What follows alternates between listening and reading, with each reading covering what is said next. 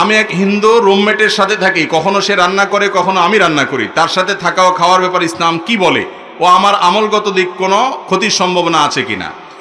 আমাদের দেশে অমুসলিমদের ব্যাপারে ধারণা বেশিরভাগ মানুষের পরিষ্কার না। ভালো করে শুনে রাখেন, যে ব্যক্তি আল্লাহর একত্ববাদকে স্বীকার করে না, শিরকে লিপ্ত, তাকে আপনি অন্তরের গভীরে জায়গা দিবেন না, যেহেতু সে আপনার রবের অস্তিত্বকে স্বীকার করে না।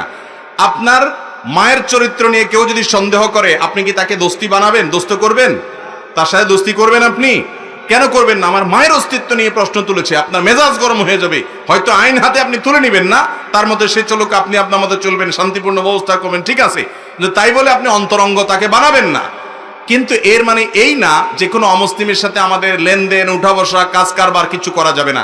নবী করিম সাল্লাল্লাহু আলাইহি সাল্লামের অমুসলিম সেবক ছিল, কাজের লোক ছিল, তাকে তিনি নিয়োগ দিয়েছেন। আজকাল কোনো ইমাম সাহেব যদি কোনো হিন্দু, কোনো ইহুদি, কোনো খ্রিস্টান, কোনো অমুসলমানকে কাজের লোক নিয়োগ দেয়, তার চাকরি থাকবে? কারণ আমরা এটা বুঝি না, বাড়াবাড়ি করি।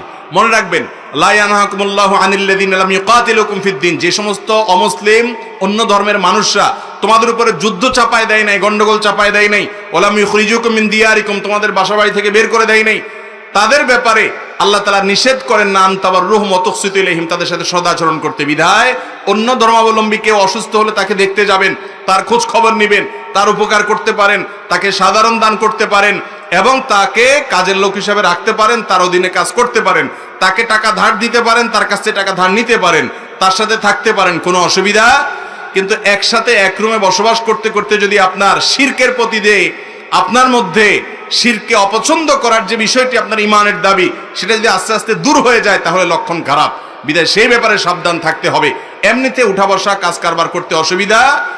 একসাথে রান্না বাড়া করলে সে যদি হালাল কিছু রাঁধে আপনি খেতে পারেন, বা আপনি যদি হালাল কিছু রান্না করেন সেও খেতে পারে। নবী করিম সাল্লাল্লাহু আলাইহি সাল্লাম এক ইয়াহুদির বাসায় দাওয়াত খেতে গিয়েছেন এবং সেই ইহুদি মহিলা বিষ মিশিয়ে দিয়েছে। তাহলে এখান থেকে প্রমাণ হয়, ভিন্ন ধর্মাবলম্বী মানুষ যদি হালাল কোনো খানা দেয় সেটা খেতে কোনো অসুবিধা নাই।